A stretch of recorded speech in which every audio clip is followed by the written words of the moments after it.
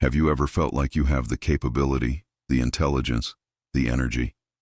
But when it's time to actually get things done, something inside you just crumbles? There was a warrior who had this exact problem. He was a prodigy. Fast. Powerful. But there was one test he could never, ever pass. And this test revealed a secret that can completely transform the way you work, study, and live. Today, you're going to discover the code that unites two impossible opposites: the absolute stillness of a monk and the devastating intensity of a warrior. And by the end of this video, you'll have the exact system, in 3 simple commands, to install this code in your own life. Stay until the end, because I'm going to reveal the fatal mistake that 99% of people make when trying to focus, and it's probably something you're doing right now. Before we meet the warrior, I need you to be honest with me. How many tabs do you have open on your browser right now? When was the last time you worked for 2 straight hours without checking your phone? Without that nagging feeling that you're forgetting something important? The truth is brutal. Your attention is under attack. Notifications, worries, 1,000 possibilities screaming for your focus every single second. And the worst part? We've been taught the wrong lie. Just focus. As if focus were a button you can just press. As if it were all about willpower. But it's not. Focus is not a single command. It's a state of being, built on 2 opposing forces that need to work together in perfect harmony. And when you understand this, everything changes. Let me show you what I mean through Kenji's story. In a valley carved by digital winds lived a young warrior named Kenji. He was exceptional. His movements were a blur of speed and power. Everyone said he would be legendary. But there was a test. The ultimate test. To strike the oracle's eye. A target so small and distant, they said it existed only in the moments between thoughts. And Kenji, he simply couldn't do it. With every attempt, his power was useless. A falling leaf, a distant sound, a pang of doubt. Anything was enough to pull his arrow astray. His energy was like a raging river, powerful, but without direction, crashing against everything, yet moving nothing important forward. And here's the part you really need to remember. Kenji had everything: skill, technique, determination. But still, he failed. Why? Because he was missing the first half of the code. Frustrated, Kenji climbed the mountain to find Master Jin, a recluse known not for his strength but for his profound silence. He found Jin in a minimalist temple, meditating before a perfectly still holographic pond.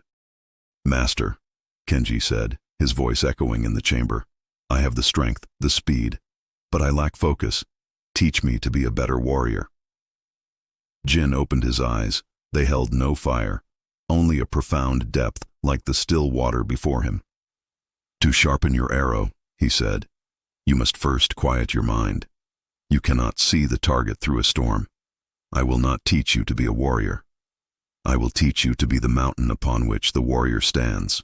And here begins the transformation that can change your life too. For weeks, Jin did not allow Kenji to touch his bow. Instead, he taught him the art of stillness. They would sit for hours, just observing the holographic pond. "Do not fight the ripples," Jin instructed. "Simply watch them until they cease to exist. Your thoughts are the same. Acknowledge them and let them pass." And then Jin said something I want you to write down. The silence you seek is not the absence of noise. It is the ability to find the stillness within the noise. This is revolutionary, because you don't need a silent cave. You need to train your mind to create the cave, no matter where you are. Slowly, the raging river of Kenji's mind began to calm. The chaotic thoughts, once a deafening roar, became a distant whisper.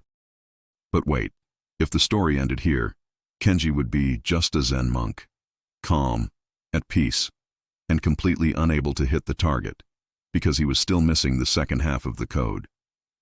"Now," Jin finally said, leading Kenji back to his bow, "you are half of what you need to be. Stillness finds the target, but only intensity can strike it." He pointed to the bow. "The monk's mind is the still frame of this bow, but the warrior's spirit is the tension in the string. One without the other is useless." Jin continued, "Unwavering focus is not just peace. It is not just intensity.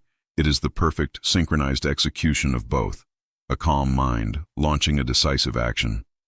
In that moment, Kenji understood. The monk and the warrior were not two different paths. They were two sides of the same perfect arrow. And this is where your life changes too. This is the Code of Unwavering Focus.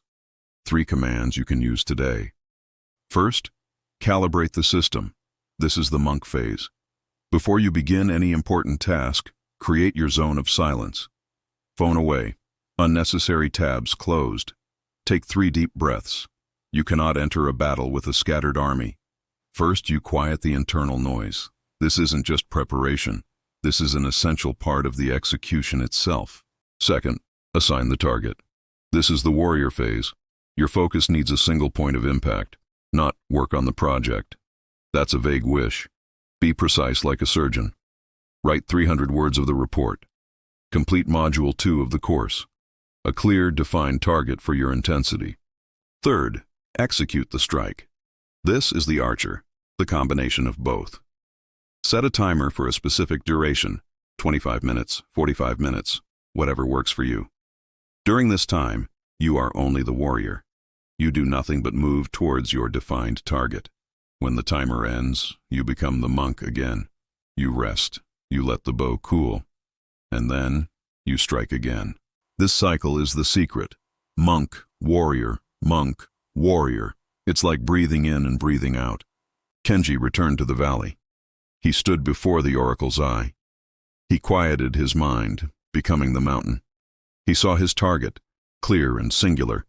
He drew the bow, pouring all his intensity into that single point. And he released. The arrow was not just an object. It was the manifestation of his will.